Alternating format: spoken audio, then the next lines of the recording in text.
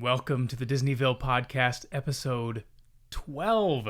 I was going to say yet again, I don't know what number we're on. I was going to guess 11. Matter. I think it does, because when we get to like 100, 200, 7,000, you know. Whoa.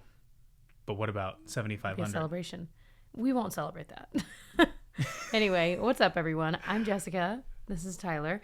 And we are very excited to chat about the Disney Wish. We need to come up with another word besides excited, because I'm pretty sure we could go back in every single episode we've started with, and we're excited to talk about. Well, you know what? We are excited. We are effervescent with the glowing joy of we are joyful Disney to Wish start. today. See, that sounds weird. There are a lot of synonyms for excited. We certainly could get creative. Yeah. We are sarcastically not excited about talking about the Disney Wish. Does that work? We're not excited. It's Opposites Day to talk about. But if it's Opposites Day, okay, anyway. So we're talking about the Disney Wish today. We were lucky enough to be able to go on the Disney Wish in June, right? Because it was for Genevieve's birthday. And it was a blast. It really was. So right now, the Disney Wish, since it is their newest ship that's out and about, they're only doing short sailings. And so we got a lot of questions, and we'll talk about some of your guys' questions later in the episode. But we got a lot of questions about, are they planning to do longer sailings? I'm certain they are, but I think right now there's such a high demand. They're trying to do as many cruises as possible. And right. They're basically switching between 3-night and 4-night out of Port Canaveral right now, which is kind of cool because you can pair it easily with a Walt Disney World vacation. You can do it before or after that. They make it easy to get there. They've got the transportation. So it is nice because a lot of people can enjoy it. Whereas if you're doing, 7-night sailings, the sailings themselves are longer, but obviously not as many people are going to be able to enjoy it. So it does make sense. Yeah, they're fitting 2 in a week versus 1. I feel like they just started talking about the treasure itineraries, or they're about to do it, or something like that. So I wonder. That ship, when is that supposed to start sailing? 2024, I think. Okay. Don't quote me on that, but I think it's 24. That's exciting. Yeah, it is. So it's always changing, always new stuff coming out. But the Wish was unlike any other Disney Cruise Line ship, and I loved it. But what's interesting is I remember before we got on it, and we will get into all the nitty gritty, so don't you even worry your pretty little hearts about it. But what was interesting was when we were waiting, we had stayed at the Orlando Hyatt, which is like their airport hotel right there. We stayed there the night before the cruise, which, side note, totally recommend. Loved it. Yeah. But I heard one of the Disney cast members there while we were waiting on like the bus shuttle from the hotel to the port that morning. She was like, oh my gosh, it's unlike any other Disney ship you've ever been on. And so I'm all excited. And when we got on, I love it. And we're going to talk about that. But I didn't feel that it was so wildly different. Yeah, I think the way it had been built up, and maybe that's all it was. If it hadn't been so built up like that, maybe I wouldn't have. But because it is different. We'll talk about those very specific differences. Yeah. But it wasn't so vastly different that it was like, whoa, I've never seen anything like this. I feel like the other 4 are very similar. And so that's probably why any changes are going to be quite noticeable, because it is that's so a different. Good point. Yeah. I mean, even just the aesthetics, the colors, even the names of the restaurants and stuff like that That's a good different. point. And that is totally different because like almost all of them have animator's palette, right? So this did have totally different. And so we just as our background, we've been on the Disney Dream, and we've been on the Disney Magic. I always forget the second one. I always call it the Fantasy. But we've been on the Dream 3 times. 3 times. 2 times. Our baby moon, and then with Ben and Emily. I think that was it. Yeah. Didn't we go on yet another one? That was the Magic with my mom and her friend Joanna. Okay. Well, either way, so we definitely have some things to compare this to. And the Dream, I'm pretty sure, is Disney's oldest ship, and you could tell. I don't even know when I compare. Is it the oldest ship? I'm almost positive. No, the Dream is one of the newer ones. The Wonder and the Fantasy, I think, are the oldest ones. We're really prepared for this, guys. So we actually are when we get into like what I spent a lot of time this morning. Disney Magic, you're right. Disney Magic is the oldest. And then the Wonder. I remember being on one, so it must have been the Magic that I remember being like, okay, this is definitely starting to get dated, older. Yeah. Then I think the Wonder, right? The Wonder's the one that does a lot of Alaskan cruises. All right, if you were curious, I know you guys are, 98, Disney Magic, 99, Disney Wonder. The Dream was 2011. So yeah, I think I was thinking of the Magic, you're right. 2012 was the Fantasy. The Wish was 10 years later, 2022. Treasure, like you said, 2024. And then it looks like 2 more to be announced in 25. So this is interesting. Yeah. Sorry, this episode could be real long, so we got to be careful. So the two first ones were in 98 and 99, and then it looks like they waited around a decade to do the Dream and the Fantasy in 11 and 12. Then they waited another decade to do the Wish/Treasure.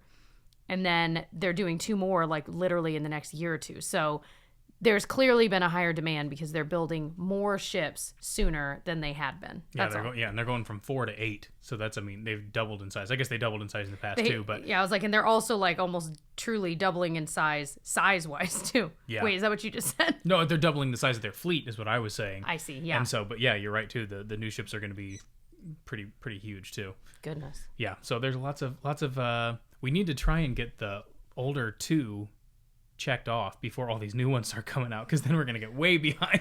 And then we'll go on the older ones and be like, oh my. I really do want to go on the Wonder, though, because that's where they do their Alaskan cruises, and I want to take the girls on an Alaskan Disney cruise. Because our Alaskan cruise we did was Norwegian, which that is our other favorite cruise line for sure. Like, oh my gosh. And that was my favorite cruise we've ever been on, was the Alaskan cruise. Hands down. Oh, no easily. questions well, about and it's hard to compare because it's so different than like a Caribbean cruise behind. Like, although we have done Mediterranean cruises, so actually no, that's my favorite. Then next in line, I still think the Mediterranean's my second favorite. Boo, you're wrong. No, Alaska was totally awesome. Okay, we're sidetracking. Man, anyway. So let's talk about the ship. Okay, so let's do this. Okay, so let's start with the Atrium. So this is the one of the biggest differences, but this is where you first enter the ship. Tell me about it, Jessica. Paint me a word picture. Okay. Gold, light blue, white, light to medium wood. Okay, I'm picturing like a winter wonderland here. I'm thinking. So here's what you have to keep in mind. Disney Wish, it's based upon, Wish Upon a Star. Lots of like Cinderella vibes there, like all of that. But I don't think it's so over the top, like girly or anything like that. I got a few questions asking that, since like it's kind of the fairy godmother's like the godmother of the ship type vibe. I don't think it's overly girly. So for those that were asking that, if you've got like young boys, girls, whatever. Yeah, I don't think so. And there's also a lot of like really cool like stuff that young boys would probably be really into, like the Avengers and all that kind of stuff. But the main Atrium I loved. It's so the older ships I feel like are old school sailing. It almost feels like Titanic. It's just like the elegant, like dark blues, like nautical themes, which I also love. Right, I love that. But this was so much brighter and so much more. It just felt the lobby, I think, or the Atrium just felt larger, and I don't know that it was. I think, but just because it was so much lighter, it felt bigger and more grand when you first walked in. And they have an actual stage there, and when you first come in, they get like a group of you there, and then they'll start this like little show, and then they'll let more people on. So you kind of funnel through this opening show that's like 4 or 5 minutes long, if that. You know what's funny, and I feel like we might have missed something, because when I was doing my agency training with Disney before the ship started, they made a really, really big deal about the fiber optic show that they do in the Atrium. Yeah. And I feel like because it was such a huge like selling point they kept bringing up, I was a little bit let down by it. There's not really much to it.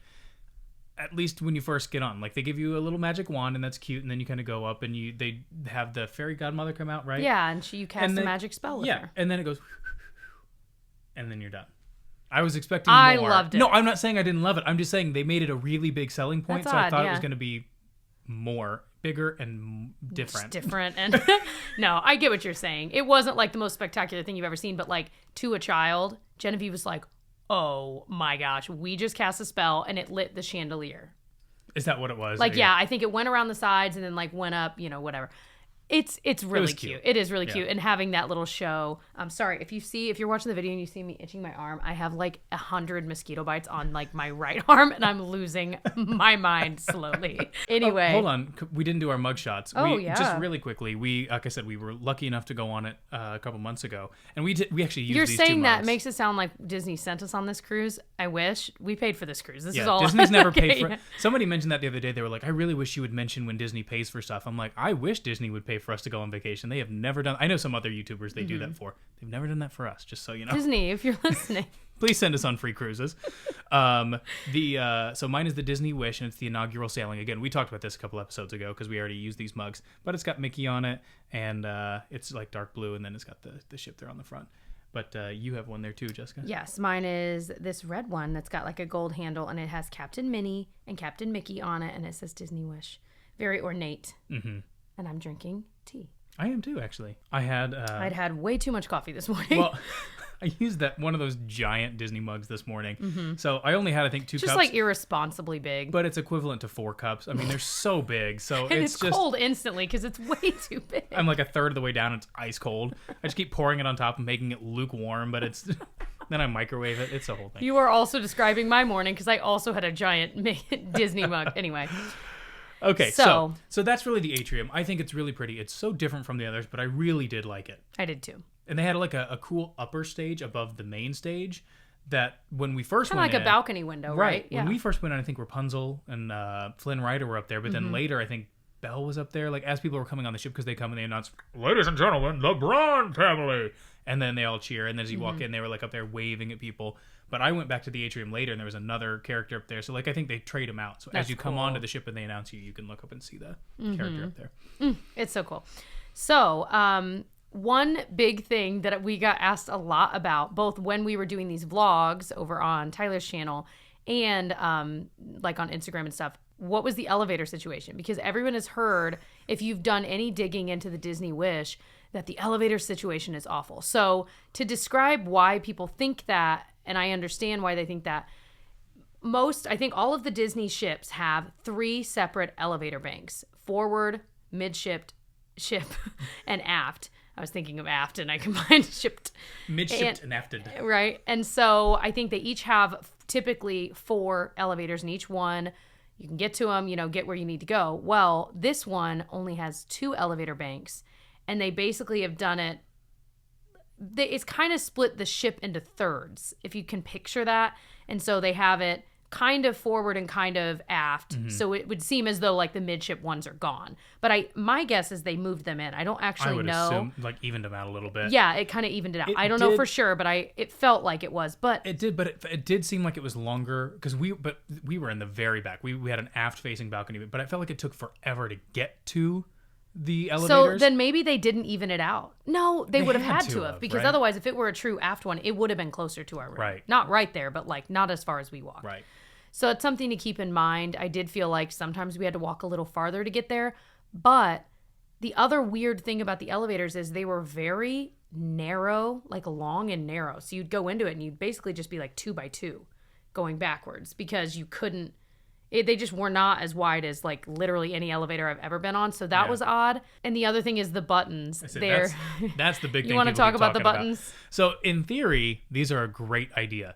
They are like a heat sensitive button that you don't have to actually physically touch. So it's just one less thing on a cruise ship to have to be touching that a million other people are touching all day, every day. In practice, they're a nightmare. You get your tushy just a little too close to those buttons, which you will. Because everybody obviously packs into the elevators, and boom, you're hitting every single floor. At some point, all of us did it. Yeah. And everyone, like every time we were on the elevator, because you'll go in with maybe just your family, and then the doors open and somebody else, so then you kind of scoot by, and then boom, you light up every single one of those lights like a Christmas tree, and you are going and hitting every single. It's like an elf, like, and it happened pretty much every time. Every time. So. Now, what I've heard, and I don't know if this is true, but somebody sent me a message or something a couple weeks ago and said that they're replacing those buttons with regular elevator buttons. I don't know if that's true or not, but I did hear that. I hope they do. So, I mean, I think there's been probably enough complaints that they're... Because, again, like you said, great idea in theory, horrible in execution, just based on butts. Based on butts. Butts on 3. 1, 2, 3. Butts. So that's really it. Those were the elevator complaints. I don't feel like I waited terribly longer than I did for other elevators. And actually, I was looking into it, and if this is correct, there are 16 elevators on the Wish, which is actually more than any of the other Disney ships. I think 2 of them have 14, and then the other ones have 12, 4 and 4. Yeah, so there's more. So it technically elevators. has more. Yeah. Mm-hmm. Just interesting. I didn't know that until you told me that just a minute ago. Yeah. All right. So moving on to the rooms. Again, it's got that same vibe as the Atrium. The like whites, the light blues. I wore my light blue shirt for this reason. Cinderella vibes, kind of golds, and then it's got more of a light to medium, I would say light colored wood. It's really, like you said, light and airy is the thing that keeps popping in my head because that's how it felt. The rooms themselves are actually smaller. Again, I was doing a lot of research on this. They're the family size, like standard room that I think has a veranda, like the balcony, which is what we had, and highly recommend if you're claustrophobic at all, do not do an interior room. You will lose your mind. I did it once, never again. Yeah, but people always talk about that. I loved the interior room because I swear to date, I have never slept better than I slept on an interior room on a cruise. Yeah. But I get why people would freak out about it. You're in a coffin. But it's also much less expensive. So yes, it is a good my option. point is, if you have any claustrophobic tendencies, I just wouldn't. Maybe just don't go on a cruise if it's all you can. I'm being serious because it was like, okay.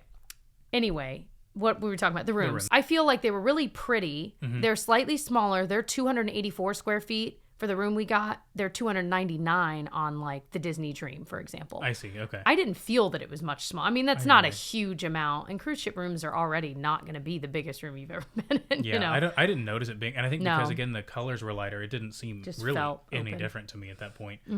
We did have a huge balcony though, because again we were an aft facing room, which meant we were looking out, like as the ship was leaving, we were looking out towards the back, and our balcony was half the size of our room. It was huge. Yeah, so that's one tip. It does cost a little bit more to do an aft-facing room, but when you're picking your room, maybe give them a glance because you do get a much larger balcony. Right, and most of the cruise ships, or most of the rooms have just 2 chairs. We had 2 loungers, like so we could sit back and relax on our balcony. It was awesome. Remind us to tell you later the story of the woman next to us that wanted to borrow our lounger for her son or her grandson to sleep outside on the balcony overnight.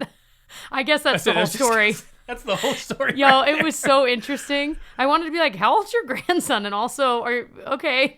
And also. But the mousekeeper was helping them pull this off. Like, it was so odd. But you know what? I thought about it after. I'm like, it's actually kind of a cool idea. I just would like leave the thing open. And if you guys ever watched White Lotus, we had just watched it right before this, and there's a character that ends up taking like a lounger outside and sleeping out there. So I'm like, is it that kid? Can you imagine? That fictional kid from that HBO show? Is that fictional character on this ship? Right. So the other thing to know that's different on the Wish versus the other Disney ships is that there aren't as many drawers to store your clothes. Not a deal breaker, but it is something worth pointing out. It was more, there was still plenty of storage, but it was more just like shelves in the closet versus like actual drawers. I wonder why they made that decision. I mean, know. I can't imagine it was a cost cutting measure because there's the same amount of shelves. I mean, I guess the amount of like the cost for the rails and the thing, but I'm like, again, that's right. But yeah, I think the other one had like 3 drawers and then shelves on top. This was only shelves, which I don't know. I didn't really mind all that much, but yeah, I don't know. As the organizer, planner, and outfit extraordinaire for all of us, I definitely missed the drawers, but you make do. It's not like a deal breaker by any means, but it was just something worth pointing out if you were curious. Yeah, but generally the rooms, I mean, you got your vanity, the light up mirror, all very similar. You have a little fridge in there. I think it was just perfectly themed. It wasn't overly themed. It wasn't under themed. It was just a very nice sort of clean feeling room, but it had the Disney touches, but it wasn't overly done. It wasn't Chuck E. Cheese. You know what I mean? It was I think perfectly well done. Quite elegant. Yes, but it was the bathrooms that I just love. The split bathrooms on the Disney Cruise Line are the greatest thing. Yeah, they have you can go potty in one, and someone can be showering in the other. Yeah, it's so nice. And they had a glass door or plastic, some sort of glass door to close, as opposed to a shower curtain on this one. And I really liked that. It just seemed like a really nice bathroom. Obviously, probably a little more sanitary too. You know, easier to clean a glass door versus a curtain. But yeah, I loved it. I loved our room. Yep. The toiletries are nice. They've got like the full size shampoo, conditioner, body wash on there. You're able to give your kids a bath in there if you have younger kids like we do, which is always nice. Most cruise ships don't have that, but since Disney is a very family, obviously oriented cruise line, they have baths. And so it's just nice to be able to do that. Yeah, it really is. We've done far too many showers for Genevieve when she was younger, and she was like terrified of showers, but it was like all we could do in the hotel room we were in or whatever. So it's nice to have a bath. All right, should we talk a little bit about restaurants? Yes. This was definitely, the food was the thing we got asked about more than anything. Like almost all the questions were about the food. Really? Yeah. That's People are like really into food. It's so weird. You know, it is funny. I talk about that a lot, about how so many travel shows, because I watch a lot of travel TV, not Tyler Travels TV, just like travel TV. And it's so focused on food. And don't get me wrong, I love food. I love to make food, but it is like there's other things out there too. So it's just interesting that there's. It's interesting to hear you say that because you genuinely love to cook. I do, but I feel like that's not the reason I travel. I feel like so many people travel just for the food. I differ from you there. I just love food. Well, so do I, but I also love architecture and art and but like history I'm usually looking forward to the next meal. Like, all right, so then where are we eating next? Yeah. Well. Okay, so let's start with my least favorite, and I think your least favorite was the 1923 restaurant. It was fine. It just seemed like a cruise ship restaurant. I mean, it could have that same one genuinely with different artwork could have been on Norwegian or Royal or any other cruise line out there. It was the most traditional restaurant of them. There was no, and think about this. We're comparing it to the next two we're about to mention, which literally have entertainment through the entire meal. So it's hard to compare, those two versus 1923 where there was no entertainment. It was just a restaurant. Mm-hmm. But the cool thing about it is, though, what we were excited about is it's like all Disney, like the family memorabilia and stuff. So there's like one part of it's the Roy Disney, one part of it's the Walt. But the downside is they have all of this all over the restaurant, but everyone's at their tables eating. So you can't like walk around and look at it without totally leaning over someone's table. Yeah. So I felt like we couldn't really enjoy or appreciate all of that. Yeah. And I'm sure some people did. I'm sure some people just got up and walked around. It wouldn't have been that big of a deal. But yeah, I was kind of like trying to look over people, and I'm, as they're eating, I'm like trying to look at the artwork on the back and all that kind of stuff. But I think it was cool. And probably if you were maybe going on an adults only cruise with Disney Cruise Line, that's probably going to be one of your favorites. I don't know. I mean, if you're looking just for if you more don't of a want relaxed, the entertainment, or if you're doing like a multi-generational cruise where maybe the grandparents are going because they want to be with the family, but they're not big Disney people. You know what I mean? There's a place to probably have one that's not so themed. Well, and this is the one, like if you were trying to eat at the two paid restaurants, which we'll talk about, you got to kind of pick a night, like which restaurant are you going to skip to be able to do the paid restaurant. Yeah. This would probably be the one I would, if you could swing skipping it, I would skip this one. You know what's funny is I'm all over the map, though. You can't trust any of my opinions because I was just saying that I like that the rooms aren't overly themed. Then here I am dogging on this restaurant because it's not overly themed. You know what? That's right. I'm going to write a review and... This podcast is irresponsible. It's just irresponsible. Y'all, we can't be trusted with our opinions. We don't know what we like. I just say words and then they come out of my mouth. I don't know. So the next one was actually probably my favorite. And we had the worst seat in the house. It was truly terrible. But I still loved this restaurant. It was still good. So it's like even if you're at the worst table farthest away from where the performance is going on, doesn't matter. So it was the Arendelle restaurant. But we were sitting in the back right by the kitchen door.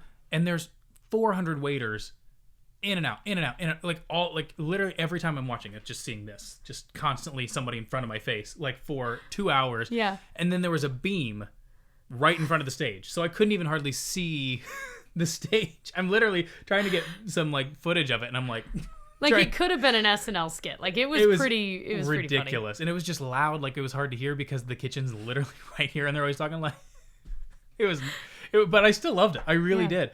And the performers there's like I said, the stage show were so good. Mm-hmm. I thought all of the performers were really good, especially the main singer. I thought she was really good. Yeah. So they had Elsa and Anna come out. Olaf is like a puppet that goes around on a cart. So he'll come to your table.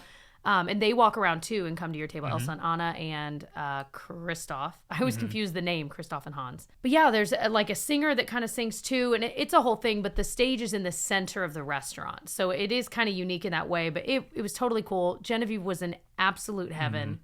Absolute heaven. Of course, the food is themed to be kind of Norwegian-esque, but there's also like plenty of other, like kids options as usual. Also, something I always bring out when we talk about the cruises is you can always ask for off-menu stuff for the kids. Like we asked the first night for a like peanut butter and jelly for Genevieve.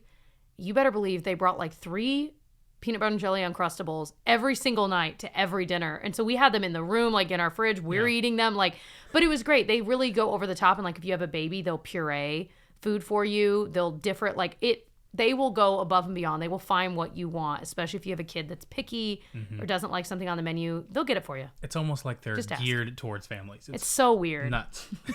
It's awesome. But anyway, so it was so cute. That whole, I really did enjoy that restaurant.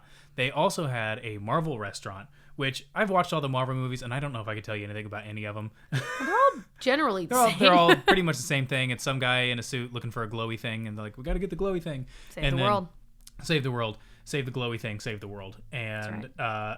That said, it was still a very, very cool restaurant. And especially if you are into Marvel, you totally would have loved it. Even if you're not, like, I've seen just a handful of them.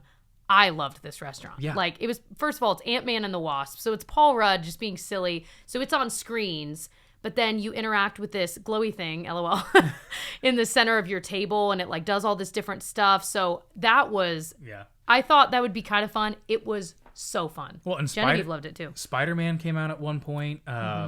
The Captain America was involved too, because he, like, I think Ant-Man like messed something up, and then They had to Captain fix America it came and saved the ship or something. I don't Save the remember. glowy thing, save the world. Yeah, exactly. But it was cute. The whole I think they shrunk the ship. That was the idea, something like that. Yeah. But yeah, it was still very cool. Overall, food, I think was good, like noticeably good from start to finish. And that's one complaint we've had about, and this is true for any cruise line. You know, I used to, when we first started cruising, I'd be like, why in the world? And some of you listening are probably thinking this. You heard me say a paid restaurant. And you're like, why would someone, if you've got free food at this restaurant, why would someone pay to go to another restaurant for dinner when you have the free restaurant? Because the food is noticeably better at the paid restaurants. So I'm convinced, conspiracy theory confirmed, that they like to make not quite as good food for everywhere else you want to. I don't know. I don't know if that's true with Disney. Other cruise lines, yes, because other cruise lines will have like 6 paid restaurants and 6 free restaurants. So it's a lot more open. With Disney, I feel like theirs are like almost all free, and then they have 1 or 2 really, really high-end restaurants. And they are They're not high-end. Like, you're not like equivalent. Like this is like a very special occasion restaurant versus like you can come pay normal prices over here but get much better food. So yeah, like that's a good point. That's what I think is the difference between Disney and but Norwegian. In this case, Disney, all the food was really good on the Wish, and I feel like on the Dream and what's the other one, Magic, that we've done. The food, it was just hit or miss. Like you almost had to know what to order on the menu to know, and sometimes the waiters would tell you. The lobster pasta. Yeah. Don't do it. It sounds good. It isn't good. You've made that mistake twice. Twice. And it is truly, and even the waiter the first time said, you don't want that. And he's like, I'm going to bring it to you just so you can see how bad it is. And so we all tasted it. It was, and then you ordered it again a year later. But I didn't remember what it was called. And it sounds on the menu so good. And it tastes like wet dog feet. It is the grossest, most like, and this dog has been stepping on old clams. It is the grossest. On the beach. A little bit of sand. It's the most disgusting food, and it smells bad. I can't believe it's on the menu. Why is it still on the menu? On multiple ships, no less. And for years. But I love that the first time the waiter was like, it's horrible. And the second time the guy just brought it to me. And it's not just me. Every single time I've had everyone at the table try it, and everyone's like, what? Oh, yeah, it's awful, you guys. It's like it's the worst food I've ever tasted. It's so bad. Anyway, that's a different story for a different day. But generally, the food, I agree. The caliber of food everywhere at on the Disney Wish is noticeably better. Yeah. Like everything. I feel like generally everything I ordered was good. I agree. Yeah. I don't know if they have a different executive chef what was or the difference? Yeah. I don't know. It was good.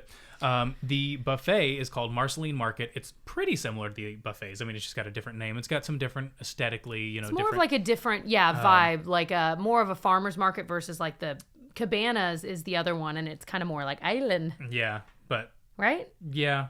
Or is it Cabanas? Yeah. Yes. Okay. Yeah. I just read like 16 blogs. Okay. I'm good. My brain is everywhere and nowhere. All the names. I was trying to cross-reference what I remembered with what's real. Yeah. But yeah, it's just, the classic buffet. They're all, I feel like, pretty similar. I saw, we're watching the TV show Hacks right now, which is a great show. But she said something, they were on a cruise ship, and she said, if you love the food seasoned with the cough of 300 other people, you're going to love the buffet or something to that effect. But seasoned with the cough of 300 other people is the most hilarious description of a buffet I have ever heard. It's also the grossest. Well, the good news is on this ship, it's like totally blocked off. I think there's maybe a little space at the bottom. So they actually serve you. You tell them what you want, and they put it on a plate and hand it to you. So there's no coughs to be had seasoned on those potatoes. What was that old Mad TV skit? Oh, it was Mo Collins. Oh, yeah. And she went through a buffet, and at some point she ended up inside the buffet, and she was like up on the glass. I remember that so vividly. What's that? Mad TV TV, that show, it's irresponsible. 3 times we've said. I forgot about that. Oh, so man. good. Well, anyway, so those are the 2 things I now think about when I think about buffets. Yep. Anyway, I think both of our favorites, though, which is funny, it shouldn't be, was the little Mickey's Festival of Foods area. Yeah. It was like food stalls, if you will. I mean, it was internal, but external. It'll make sense if you see it. But anyway, it was like a bunch of different food windows you could go to near the pool area, but it was covered. And it was themed after like the new Disney Mickey cartoon shorts. Mm-hmm. And so it had like Donald's Cantina, which was like tacos. It had, burgers, chicken strips. It was perfect because we got out of the pool. We went over there because you're still like outside in your swimsuit. We got chicken tenders and fries. We got our ice cream. We were dipping those in the ice cream. You know the vibe. It was great. Yeah. I loved it. Yeah. And it was just cute. I loved the theming of it. And yeah. And you know what? It's hard to mess up a chicken tender. You know what? Those were so good. Everything they had over there was I want chicken tenders for lunch. Yeah. That is one of the things about only doing a 3-night cruise, which is what we did. It was hard to try all the different restaurants. I was wanting chicken tenders every day, and I was like, I can't do it. It's too much food to eat. And then let's see, there's a few other little.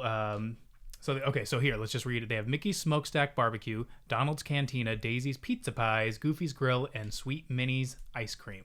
Those are the little different stalls they have around in that area. So keep in mind, before we get too far, I know most of you guys probably know this, but we did get this question, like food-wise, what's included?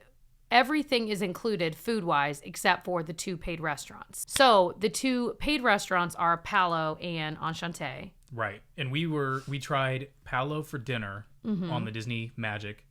Unbelievable. We tried very high end. Remy, which is the other high-end restaurant on the Disney Dream, and then we also did Palo for brunch. So we've done Palo for dinner and brunch. Which do you like more? The brunch.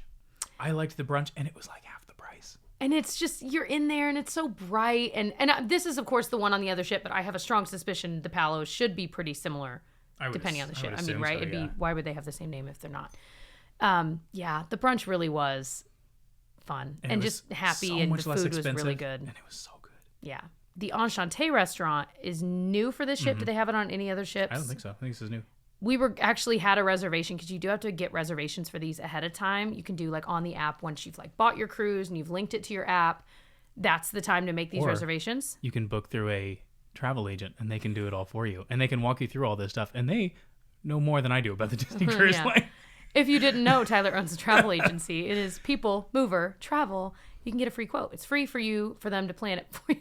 Yeah. I keep saying we should say it's sponsored by People Mover Travel, but you're not paying me anything to be here. And it's not sponsored. PeopleMoverTravel.com. But no, we do have some like truly like Disney Cruise Line experts that know the ins and outs of. They know every menu by heart. They know every stateroom. Like it's nuts. Yeah. But they can also book all your dining reservations for you, so that you have to book them. Because some of these are hard to get by. That's the point. And they know when to get them, so they'll come live at like midnight. So either you have to stay till midnight Eastern, or you have to have somebody else do it for you, and they'll actually do it for you, which is very nice. And it's free. But that said, we had our Enchanté reservation. We were all excited about it, and then the day of our cruising, we ended up canceling it because it was the night of our Arendelle. And we didn't want to miss it. So that's what we were saying. If you could ever swing it, but the problem is you don't know when you've got 1923, but that would be the one to skip if you can. Mm-hmm. I will say, though, and I don't know if it's just because we already had a reservation or if whatever, but on the initial day, I went into Luna, which is one of the little like entertainment areas, and they said I could change our reservation to a different day, or we could cancel it, because I had to go and actually cancel it in person because it was too late. And we ended up canceling it because we wanted to try all 3 of the restaurants. But that is an option. Maybe if you can't get it, you could do it on the day of your departure. Or if you want to try and move things around, it might be possible. Yeah, that makes sense. So that's kind of the basics of the food. Mm-hmm. The food really was good. I don't think you have to go to the paid restaurants in this case on this specific ship, because I feel like it was generally pretty good. But, if you like that high-end experience or like doing the brunch is a nice way, then you're not having to miss a dinner. Yeah.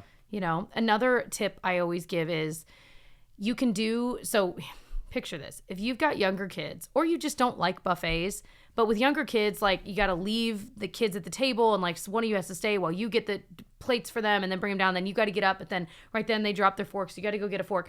Going to a buffet with young children is an absolute nightmare. It is an absolute nightmare. So if you'd rather you can do room service, which is free with the caveat of you pay like a delivery fee type thing. But it is free, so you could do that every morning if you wanted. We definitely did that, just getting some coffee to the room, muffins, things to kind of tide us over. But the other thing you can do is go to some of the sit-down restaurants are open for breakfast in the morning, and it's free, like it's included. And it's the sit-down experience. You're not having to go to the buffet, so they serve you. And it's usually in those same restaurants, but you have to look up which ones are doing it that morning. Usually the waiter the night before, like at your dinner, will tell you, breakfast tomorrow, you can go to 1923 or whatever. Yeah. It was like it's good. $7 to have them deliver the food. It wasn't I very think so. much. It wasn't anything crazy. And honestly, for the convenience of just having coffee delivered to your room, it's pretty nice. Yeah, it was very nice. Even just for that, I would do it. Yeah. I think one morning I did just have coffee delivered. Yeah, and just getting pastries and cereal. Banana, cereal quick, for the easy kids. things. Yeah. I keep seeing that thing pushed around the internet right now about the two parents with the two young kids. And they're like, there's a bunch of different versions of it, but like they'll be at a pool and they're like, you having fun? And the other parent's like, no. You? I'm like, me either. You're not having any fun? That's no, you? Me either. Yep. That's kind of what it's like at a buffet. It's like, oh, we're on a Disney cruise ship. This is so fun. But then you not actually... at the buffet. And it's always so packed. You can never find seats. And then you got to like lift the high chair to get to your table, and you're whacking people in the head. Anyway. Sometimes I whack people in the head like on purpose because I'm just so frustrated. Just take it out. So speaking of kids, yep. Perfect segue. We're great stand-up comedians. Planned it ahead. You go. Okay. So, if you're under 3, the kids, the babies, toddlers, can go to the nursery, which is called It's a Small World Nursery.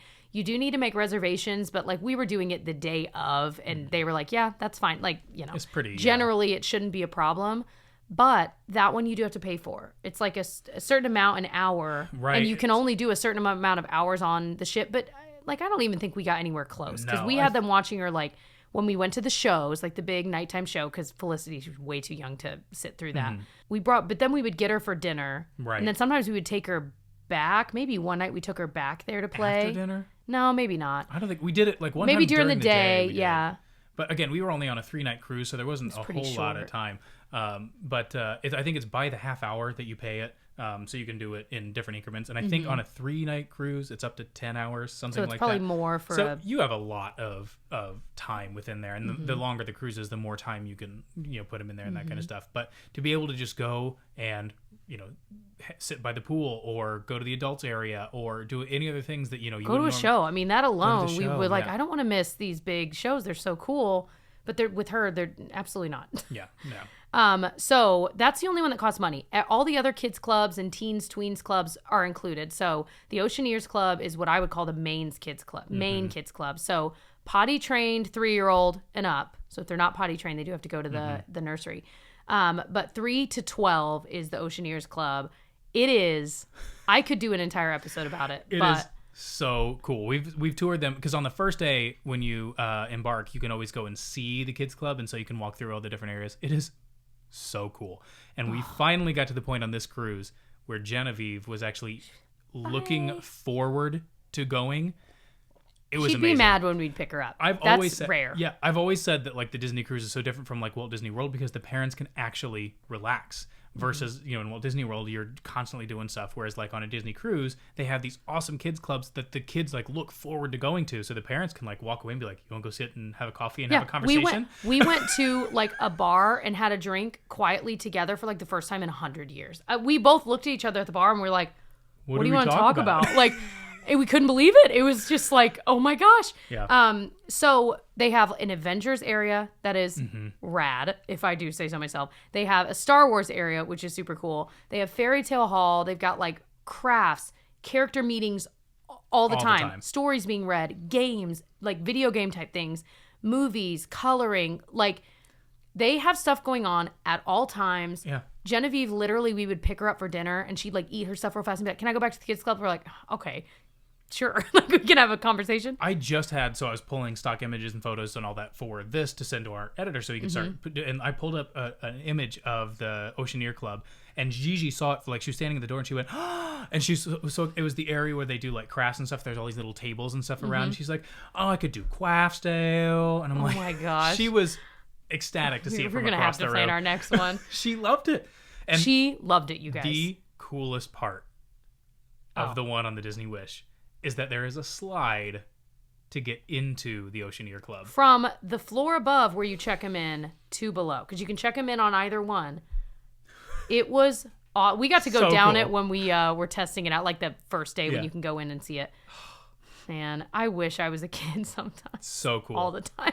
And it was so funny because, like I said, she's at an age now. For the first, 2 cruises, we could not get her to go to the kids club. So, which was fine. But then this time, we finally got to that point where she was like, could not wait to get there. And it was so funny because she wouldn't even look back at us. She'd be like, they'd be like, okay, go ahead. And she'd just Slide down, dead-eyed, and then be gone. And then she'd be mad when we pick her up. We're like, okay, well, I guess this is working.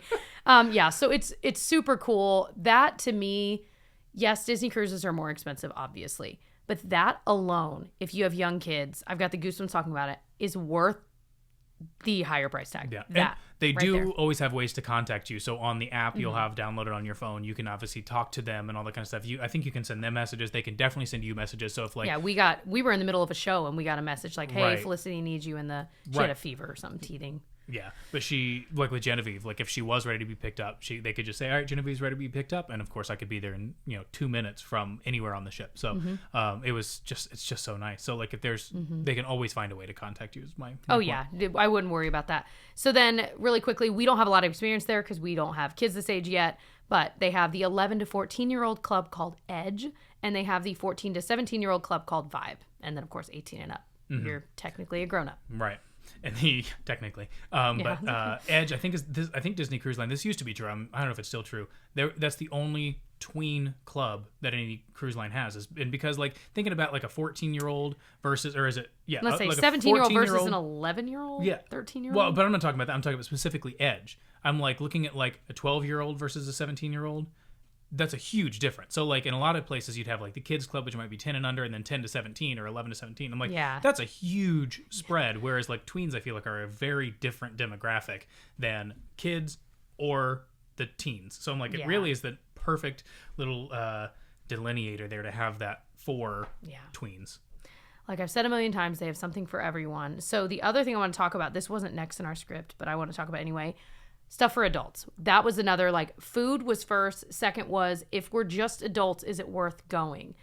First of all, if you're listening to this podcast, you're probably a Disney person. Probably. I know not all of you are, but that alone, yeah. We went, the first time we ever went on a Disney cruise, I was pregnant. We had no kids. And so it was so much fun. Because the shows are so good. We'll talk about it in a second. The food is, in this case, really good.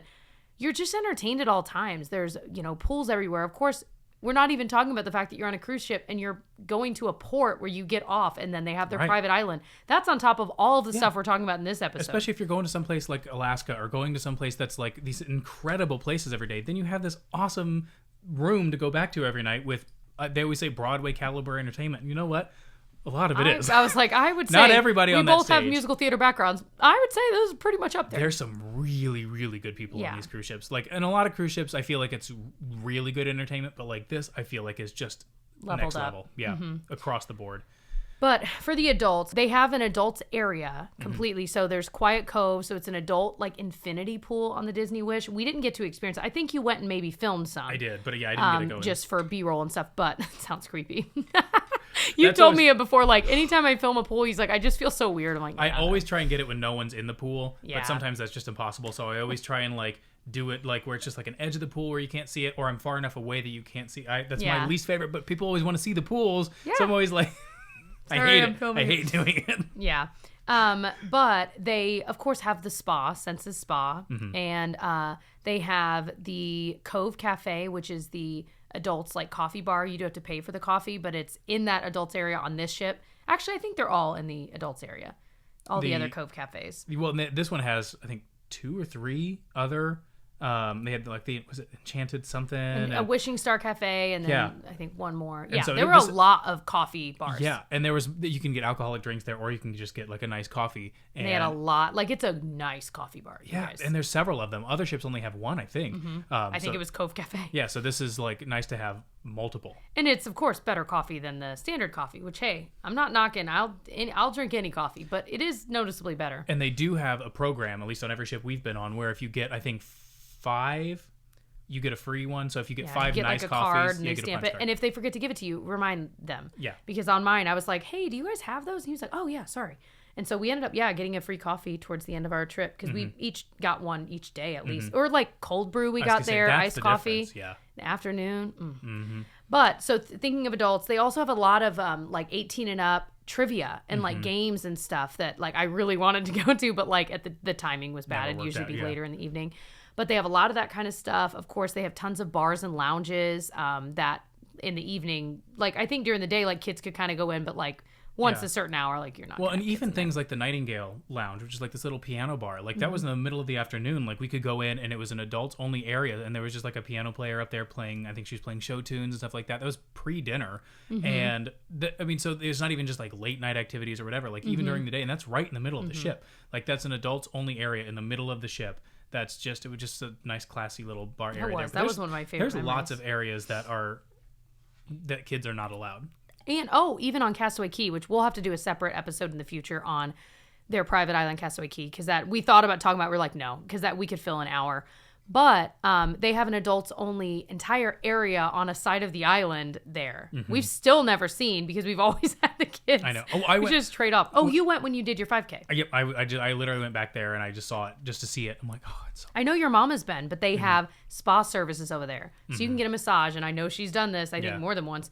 You can get a massage there on the island in the adults area. Get a pedicure out there, like nice. Woo, so nice. Anyway. So on that vein, we're going to talk quickly about the bars they have. Yeah, let's talk about the bars and lounges. So Star Wars Hyperspace Lounge. It's based off of Star Trek, I'm pretty sure. They have You just infuriated so many people. Nanu. So many different things. Obviously, it's Star Wars themed. It's very akin to things that they do in the parks. I feel like there's just like machines that are bubbling and I don't know. They do all kinds of different cool cocktails. Back behind the bar, it looks like you're in outer space. That's the best part. Yeah. Oh. Those screens. Because other stuff I feel like is very similar to like other things that they've done before, but like that, and then like every so often you'll like jump to light speed, and then you'll be in like a different universe or whatever. Yeah. It's very cool. But also the drinks there are like the showstopper. Like you can get ones that have like a smoke bubble that like they drop into your drink and it like puffs. Like so many cool things. Yeah. Keg and Compass, which is the Viking themed bar. That was the one we were sitting at when we didn't know what to say to each other. Yeah. I think they have that on a few of the ships, the Keg and Compass Sounded bar. familiar. And it was just sort of a classic bar. Nothing really to write home about. Lots of dark woods and that kind of stuff. But it was nice. I liked it. Yeah. Nightingales, he mentioned the piano bar. The Bayou was my personal favorite. It's kind of in the middle of the ship and in the middle, like it's out there, like anyone can walk through it at any time. But it has magnolias like hanging. It looks like you're in the Bayou. It's based on Princess and the Frog, of course. And so there's a bar in the back, and then they have a little like stage area because I remember there was trivia there. We did once. They'd have live music. And tables everywhere. I feel like we were always able to find a table or seat there if we really wanted. But it is beautiful. Yeah. It's just straight up beautiful. It's my favorite area. The other ones had like a door that closed, so it's really like a closed off area. Like you said, this is sort of open. So it's almost kind of perfect for families and that kind of stuff. And I wonder if you could families sit in the main area, right? Yeah, and then the bar was kind of not partitioned off, but like it was up a stair or two and had railing. Yeah. And then the Cove Cafe, that's the one that's in the outside in the back. Yes, right? And we didn't go to this time, but I read, so in other Cove Cafes, there's like a bakery case, and you would pay for the coffee, but the bakery items you could get for free. It was just included. Apparently in this new one, and I have not verified this, so you let me know if you know, there's no bakery case. In this one, I'm like, darn, that's fun, because if you're already all the way up there, you don't want to have to go to the bakery or down to the like buffet to go get something to eat. Yeah. Yeah, I wonder why. What's the other one that has the paid treats? What's that called on this one?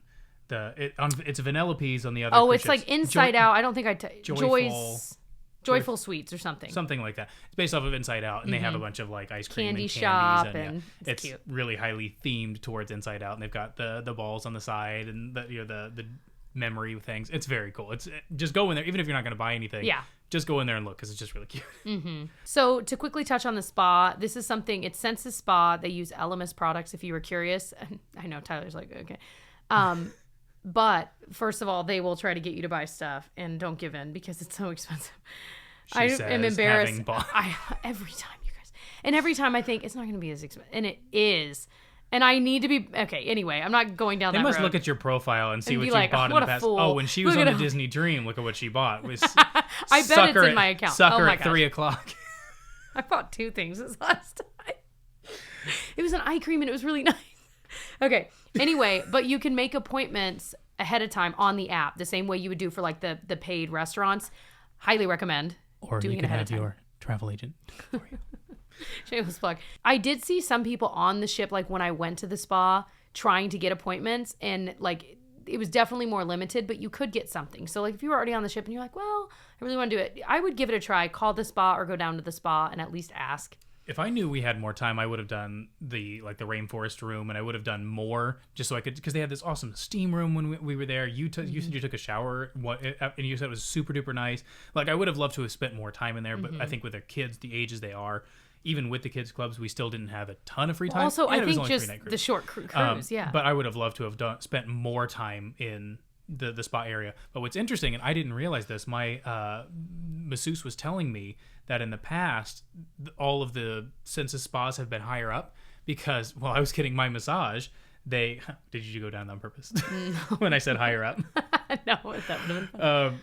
This was right on like deck 4, I want to say. And we were coming into Nassau or Castaway Cay, one of the two.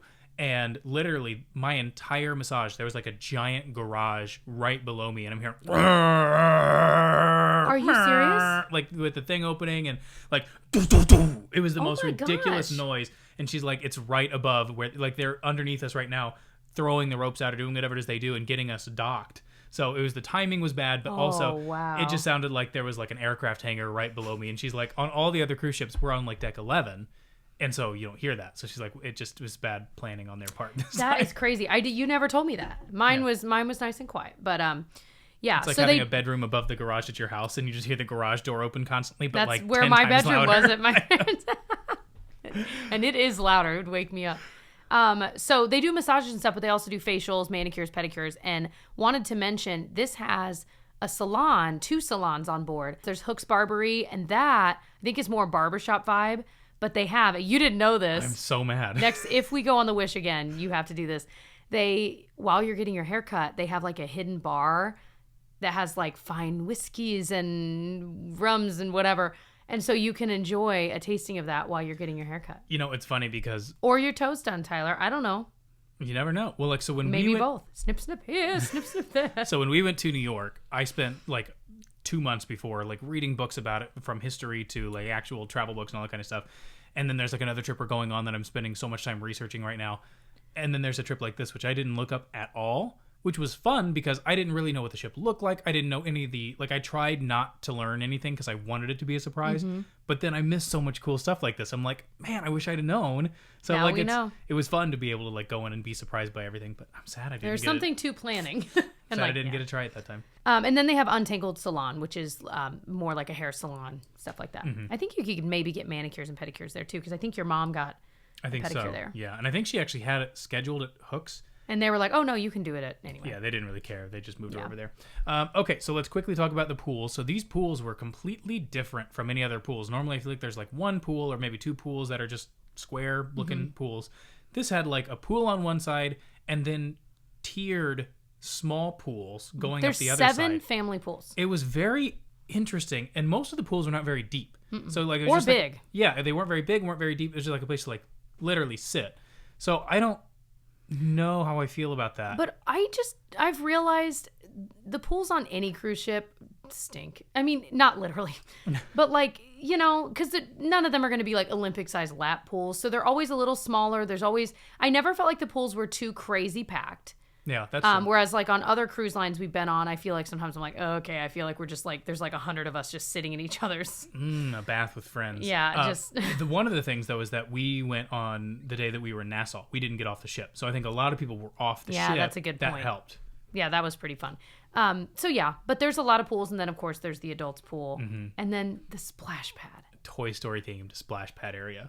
So cool. Cute. My favorite splash pad I think ever. Yeah. Felicity loved it. Genevieve loved it. Like, yeah. It is very cool. I feel like a little bit bigger than the splash pads on the other ships. I don't know that for sure, but because it kind of wrapped around. Yeah. Maybe similar size, but very fun. Loved it. Love the Toy Story Yeah. theming. The 90s child in me is just... I am the one thing I'm sad So we happy. did not get to experience besides drinking whiskey while at the barber is the Aquamouse. I know. It's the first, they call it the first attraction at sea, or the first roller coaster at sea, whatever I it think is they call it. attraction, yeah. It's actually like I think they've got like things on the side, like screens and that kind of stuff, and it's more like a ride versus just a slide. And we never got the chance to do it. I'm very, very sad. The that we wait didn't. time is like 60 to 90 minutes. Like, it was so... You really had to plan it. Really had to plan it into your day, or try to find a time when it wouldn't be as busy. Wish they had a fast pass, or like you could make a reservation. That'd be cool. Yeah. But I like it because I'm not a big fan of water slides, because I'm just not I can swim to save my life, but I'm not like the best swimmer. So anything that's like crazy, I'll try sometimes when my friends force me to, but I'm not the biggest fan of them. This one is perfect because it's an inflatable where there's two of you on it. And so you're not just yourself flying through the skies of the waters of Yeah. the deep blue sea. It's so scary. This one is totally like, looks really thrilling, but not quite as scary. So if you're like me, it's probably a good one. We have to try it next time. Yeah. That reminds me of the Norwegian Bliss. Yeah. That has the one that goes off the side of the ship. That was very cool. But it's a really big dip, and then you go back up, and a lot of people didn't make it up, make it back up. So there's a bunch. It's like one of those viral things I see. No, that was the Disney magic when we No, were that you was and the Ben, Bliss. because we watched a bunch of people get stuck. No, that was the Bliss when we were in Alaska. Okay. But a lot of people get stuck, and so I see every once in a while somebody will be like, "Oh, look at this person that got stuck in the slide," and so I can always tell it's the Norwegian Bliss because And it's stuck because of literally you just don't have enough inertia right. Yeah. pushing you to continue. I'm like, get well, that was back not up. a great design. Like, woof. Yeah, we saw several times a day people get stuck, and they had like a hatch, so it was easy to get out. But Oh, it's my nightmare. yep. All right, we have not talked about the shows and entertainment. We probably should have talked about that sooner. So if you're still with us here, the main theater is the Walt Disney Theater. That's where they do their like musicals. So the big shows each night. So the shows right now on the Wish are Aladdin, so fun, Little Mermaid, and then they also have usually a review style show. I think the one right now is called Seas the Adventure. Yes. Like Seas, like SEAS. Yeah. And I Captain really Minnie liked and it. Goofy, and it's cute. It was a much more updated show than like the Golden Mickeys that they've been doing Yeah. for a long time, which was funny because Bob Iger was in the Golden Mickeys because he was the CEO, and then he wasn't the CEO, but we still saw him as, it was like Disney CEO Bob Iger because they never updated the show, and then turns out they didn't have to update it because now he's Now CEO. you see again. So they still have Snip, not snap, had- snip, snap. But I really like this one. I feel like it was more musical, more of a stage show versus just a little review that didn't really have a storyline. I mean, the Golden Yeah. Mickeys kind of had a storyline about. It was like somebody going out on stage that wasn't she supposed to be like a stage manager? I don't Yeah. know. It had a whole thing, but this was like a legitimate stage show. I feel like Yeah. it was just more so than the others. Felt more like a book musical, even though it wasn't. Exactly, and I think they had Goofy come out, and he was like steering the ship because the captain of the ship is Minnie, and she had to leave the bridge for a minute, and so and then you go into all these different places, and Oh, Goofy. what are you gonna do? But anyway, I really liked it. That was cute. It was really cute. And then like you said, yeah, Little Mermaid, Aladdin. Both of those were really good. I mean, Very good. just very enjoyable, very good. They're not like going to be the full length show. They're hour 15 maybe. Yeah, perfect for which is younger perfect. kids, yeah. But it's a legitimate stage show. I mean, they do Yeah. a really good job. So then there's 2 movie theaters on board, which is crazy. And it's a lot of like first time release things or new releases. So it's not even just like old Disney movies. It'll be like whatever the Disney movie that's out right now will be. So when we were out there, it was The Little Mermaid, the movie was new playing. one, yeah. We still have not seen. I know. But there's Wonderland Cinema and Neverland Cinema. Those are the 2 on board. One's They were on either really side of the ship. pretty theaters. Yeah. And But the then- movie, side note, you can see like the movies on the app, like what's playing. Well, I mean, the movie times, it's going on like all hours of the day, into the evening, like into the late night. So Yeah. you could watch a movie at any point. Yeah. Then just quickly, they have these 2 other areas that are, depending on the time of day, it might be like trivia in there. It might be turned into a bar. It might be like a dance club. There's a million things. But they have Luna, which we ended up doing. That's where I showed off my sick ballet skills. We'll link that vlog below. And, you guys you should definitely watch it. And then Just trust me, watch it. and then Triton in flip flops, no less. And then Triton Lounge is the other one that it's like a 2 Smaller. Or wait, no, I'm sorry. Triton Lounge is the one that we did the Yes, game in. and Luna was the bigger. The bigger one, yeah, it's got like a big thing, and that's where we saw this girl play piano, and it was like name that tune, but it was a live piano, and I loved that as opposed to just hearing the song. I thought that was very cool. So I don't know. There's just all kinds of little areas, and if you get on the app, you're constantly seeing trivia going on here, and name that tune going on here. There's so many different things going on. Yeah. So other things to know, like just things to do, character meet and greets constantly. If you have a kid that would be into that, bring an autograph book or something like that. There's some really cool like homemade ones you can get on like Etsy and stuff. But then of course they sell them in the gift shops there. But keeping in mind the gift shops aren't open when you're in port. Just, But on that note, lots though, of characters. There are some character meet and greets, especially the princesses, that are a reserved time. Again, talk to your travel agent and they will guide you through what you have to reserve, because there's a few that like it's not just open for anyone. You have to have had, they're free, but you have to have a reservation to go. I just booked that. I genuinely did not know that. Like in the Atrium, like one of my agents was out for the day, and I booked that for her client so that they could meet the princesses on the day they were in port. Wow. So that's really just again, your agent would know which ones are available and which ones are not.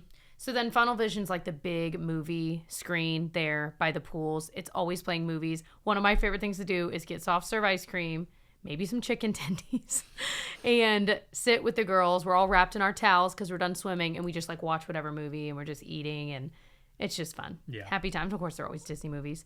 And then they also had this thing that I started kind of messing around with while we were on the ship, and then we got busy with other stuff, called Disney Uncharted Adventure. And I think it was on the Disney Cruise app, if I remember right. But it's like this whole universe world game on there that you can play like your entire cruise. Like, it looked really cool, the bits. I could not believe, I was like, whoa, I can't believe more people aren't talking about this. So if you have a kid that'd be into that, especially like an older kid, definitely worth looking into. It looked really cool. All right. I think that's a fairly good overview of what the ship has to offer. I mean, there's still so much more. We could go into detail about all these different things, but I feel like that's a pretty good overview. Yeah. We answered most of the questions we got throughout, but there's a few that we have not talked about yet. So we can kind of answer a few quick questions here. So a few people asked, are seats and tables assigned in the restaurants? Yes, they are. So that's one thing to know. A lot of cruise lines are going away from that, where they call it, free at sea dining, where you just whatever, but there are still assigned dining times. And your waiter or waitress travels with you to the different restaurant. It's kind of an old school way of doing it, but Disney still does it that way. Area to book if you get seasick. So this is one thing that people always ask, where do we go on the ship if we get seasick? The bigger ships, just in general, are so much bigger than what the old cruise ships used to be. You just don't feel as much motion as what you used to. I mean, that said, you can definitely feel motion, especially if the seas are rough and that kind of stuff. But just the bigger the ship in general, the less you're going to feel it. But if you're somewhere mid-ship, you're going to feel it a lot less than if you're on one of the two ends. So that's sort of one way to be closer to the middle, but you just... Because think about it, if it's rocking, the part that's the steadiest is the center. Exactly. So the closer you can get to the very center, the less you're going to feel that. But again, that's just at night. I mean, if you're staying in your room at night, you're going to be all over the ship throughout the day. But these massive ships, I mean, some of these ones that are coming out, like Royal's coming out with Icon of the Seas, I mean, that thing's just absolutely massive. Oh my gosh, it's like almost scary big. I can't explain it. I would say seasickness, obviously bring like Dramamine. I really like, I feel like I tend to get motion sick, but I don't as much feel seasick. I don't think the only time I ever remember feeling seasick on a Disney cruise was when I was pregnant, but also the seas were so rocky and crazy. We didn't even dock at Castaway Cay. It was so, that's right, like they literally couldn't. So, I mean, that was like an extreme circumstance, but you never know when that could happen. So Dramamine, my favorite is the ginger one that doesn't make you drowsy. That stuff, even on like road trips, I'll take it. Sometimes on flights, I'll take it. So I would bring that with you because it doesn't make you drowsy, and I just totally recommend it. And I mean, the Wish is a pretty big ship. It's 3 football fields long. So I mean, that's a pretty darn big ship. And I think it's 200 feet high, something, or so I don't know. It's something huge. Crazy. So it is one of the bigger ships. So you're gonna feel it, especially if you're sensitive to that. But it's not as bad as I feel like it used to be a much bigger deal when cruise ships were just generally smaller. So a lot of questions are, what's actually included? So you're paying this huge price for the cruise. What are the things that you're not going to expect to pay for that you would have to? So I tried to make a list. Water bottles. So obviously you can bring a water bottle from home. You can fill it there, like in the buffet, that kind of thing. But they offer water bottle packages. It is very expensive for water bottles. Like unbelievably comically expensive. We've done it because when you're desperate, especially like we had a baby, but you can bring like up to a certain amount of water on board with you. So like you could bring your own if you're willing to carry it. You'd have to look it up, but I think you can bring like a 24-pack of water bottles, something like that. So definitely look it up. But we needed it for formula, right? That's part of the reason we got it. We probably should have brought it. We just literally didn't have the hands to be able to. It would have been a nightmare to try and bring it on. And so that was one reason why we wanted like actual like purified water. But if you're okay with like just the soda fountains are, they have cold, decent water. So for if you just remember to bring a water bottle.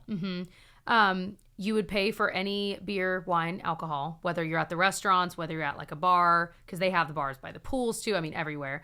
You'd pay for the nicer coffees, like at the coffee bar. If you go to the coffee bar, you're paying for whatever you're ordering. Wouldn't you say? Yeah. And then the nursery costs, like I told you, shore excursions or port adventures, right? And then I just added port adventures. Okay. And then I added spa services. Yeah. I couldn't think of anything else top of mind. Obviously the paid restaurants, those two that we mentioned, but everything else, I mean, all like sodas and drinks like that would be included. The coffee and stuff like in the regular transfers from the airport, that wouldn't be included, but things like that. Yeah, I think that's pretty much it. Also, I just have to go back. We'll go back to these questions here in a minute. I was just thinking about how I had a friend that was a lighting designer on cruise ships back in like the 90s.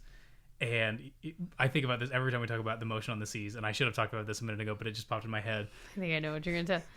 So he was a lighting designer. And he was talking about this one show they did. And it was like a 70s disco musical. In the 90s, a 70s disco musical, which just sounds fantastic. And I'm so sad I didn't get to see this. But he said they had this roller skating number. And he said he could always tell if the seas were really rough. And he said one night the seas were so rough that literally he's up in the booth and he's watching these people on roller skates just go.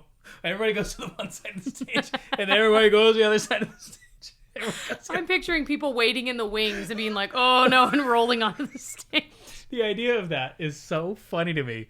Oh, that's all. I just had to go back to that. Okay, back to questions. That's solid. I think, like you said, Yep. Yeah, I took some screenshots. A few of you guys shared some really cool memories of your experience on the Wish. So I wanted to talk about them. This Carly Tot 13 said walking the Wish tour. So add that to our list of things to try next time we do it. You get to see all the art on the ship and they explain each piece. That would be so cool. That would be very cool. I wonder if you have to pay for that. No, I bet it's included. Well, I don't know. I could see both ways on that. Yeah. I would assume you would pay, but I'm not sure.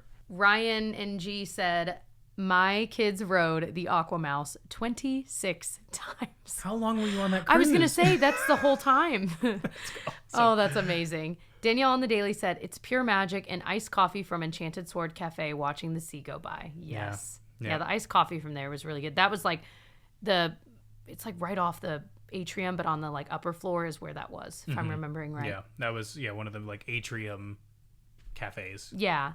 And then the Danimal Dan said, I love the name. It felt like every cocktail we ordered had a smoke bubble, and we loved it. Yeah. I love that. Yeah. Well, like there's always just something magical going on when you order. It comes out of like this little gun thing. This is like the cocktail thing we were talking about. And we kept seeing them do for like they would do it and just like put it in the air and then you could just poke it and it would go. So like you could just do like, they would put it on the cocktail, but then you could just like do it for fun. Do you have any favorite memories on the ship? I should have toggled through our vlogs to try to remind myself. I feel like when the one thing when I think of the Wish is that slide going into the Oceaneer Club. Like that's the second I start thinking about it, that is the number one thing that pops into my head. That's like was so fun and magical, and they didn't have to do that, but it was so fun. It really is. I just love that. I think I was just so astounded on this trip with how much she liked the kids club. Because I feel like we go on a lot of trips and like we try to do fun kid things, but like obviously we go to Disney World a lot and stuff, but we also do other travel, and not all travel is like super fun for kids. So we try to find things to do. So being able to do this where Genevieve was genuinely doing exactly what she wanted to do it was just so thrilling. She was so she loved it. Yeah. She's dying to go back. Oh, yeah, absolutely. Yeah. And just the really good food. I loved the Frozen show. Genevieve, at one point we had to go back to the room during the dinner, and we came back and Elsa happened to be like leaving basically down the hallway. And so Genevieve had like a private quick moment with her, and that was absolutely magical. Because she didn't have to do that. She could have just waved, and then she was literally right at the door she was going in to be done. And she had like a full minute with Genevieve, and Genevieve was just like silently looking at her like, I cannot believe this is happening. Oh, that's awesome. Oh, one other thing I wanted to mention that's absolutely magical. I feel like someone mentioned it, but I couldn't find it. is that when you do get the nice coffees from the coffee bars, I feel like I've talked about this a weird amount. I loved that there was a lot more coffee options on this, clearly. They do a really cool like character like stamping in the foam on top. So like I got, let's say a cappuccino, and there was like Belle on top, and it was so cool. I'm like, it's something they didn't have to do at all, and it's just a really neat magical touch. Yeah. So one final thing, my agency is actually doing a virtual Disney Cruise Line night, which is going to be honestly a lot like this in a lot of ways. Yeah. In October. So be standing by for more details on that. But we're going to talk to some of the agents about some of their favorite Disney memories. We have a Disney cast member joining us, and she's going to talk all about the Disney Cruise Line. So if you're a Disney Cruise Line person, which if you're listening to this, you probably are, something to think about. I'll just stay tuned for more details that we'll do a little virtual Disney Cruise Line night. I'm excited to see that because I've seen other people have done that, and I've always been kind of curious like what it's like. So yeah. I'm excited too. I've been talking to my I'll be in the background of you because is it like video, like you'd be in video? Yeah. So I'll be picture myself lingering in the background quietly with tea. Yeah. So I'll be in it, and then obviously my Disney rep is going to be there, and then the agents will talk about it. So it's going to be really cool. I'm excited to do it. A lot of cruise lines have talked about doing something like this, and Disney's the first one that I'm like, okay, yeah, let's do that. That sounds awesome because obviously. Cool. We can talk about Disney Cruise Line for hours on end. We really could. I can't believe like how long. Yeah, it's long. Yeah, an hour 13. That sounds about right. All right. Anything else? Hold on. We'll read a review because we always do. I'll read it because you read all those. Yes. All right. So we love to read a review at the end. So this one is from Vaughn XO. Says simply the best. Simply the best. If you are looking for an entertaining and fun Disney podcast, Disneyville is the one. Jessica and Tyler, I said that reversed. Tyler and Jessica are so knowledgeable on Disney parks and Disney history, and with their fun twist on how they share, I find myself laughing out loud at times. I've been following their Disney content since 2016 as I prepped for my first ever trip. Why keep doing this? This is the second time. Okay. It's been a long day. All right. It's only 11 a.m. Doesn't mean it hasn't already been a long day. I know. And now I get to enjoy their podcast along with the vlogs. They share so much and help alleviate my Disney blues and prep me for new trips. Disney. You said you wanted to read it. Okay, I'm going to start over. No, I'm kidding. Oh. Tyler and Jessica are quite simply the best Disney creators out there. Whew, that was rough to get through, but what a nice review. Thank you so much. The reviews really do. I know I say it every time, but they bring us a lot of joy. So it's always fun to read through. So thank you to those that take the time to leave a review. Yeah. Woo. Awesome. I'm tired. That was so fun. We've been talking about doing this kind of like, we were going to do just a trip recap, by the way, like just talking through our trip. We were like, if you've seen the vlogs already, you've already seen our trip. Like you already know, which again, those are on Tyler's channel, which if you search Tyler Braun. Yeah, right? nowadays, yeah. You can see those. I think we have a playlist on the Disneyville YouTube channel. I do. Yeah, I have the Disney Cruise Line. It's my Tyler Travels TV or the Tyler Braun playlist, but it's linked on the Disneyville one. But either way, I'll put a link in the. Yeah, I'll put a link. Also, keep in mind we're over on Instagram, so anyone that a lot of the questions that came through, I know we didn't like mention specific people this time. We usually do. There were just so many people that asked the same question that it, But if you do want to interact with us on our Instagram, it is at Disneyville Podcast. That's how, if you want to like be on the show when we're talking about stuff like that, that's the way. And then there's something else I was going to say. Oh, if you were listening to this and you were wanting to see some of the things we were talking about, if you pop over to our Disneyville Podcast YouTube channel, you can see the same episode and you can toggle through and actually see the B-roll because we have a ton of video of all of the things we mentioned. I think we have something for every single thing. Yeah. So if you want to see what these look like or get a better idea of maybe we just described it really terribly, you can see what it actually looks like for that part. Yeah, absolutely. All right. Well, thank you so much for listening and or watching. I hope you guys enjoyed this, and then we'll be back in 2 weeks. And then 2 weeks after that, we might have something exciting going on. Another 2 weeks? Oh, I thought you were doing a different thing. Okay. It can go both things. Both things can be true. All right, we're done. Love you guys. Bye. Bye.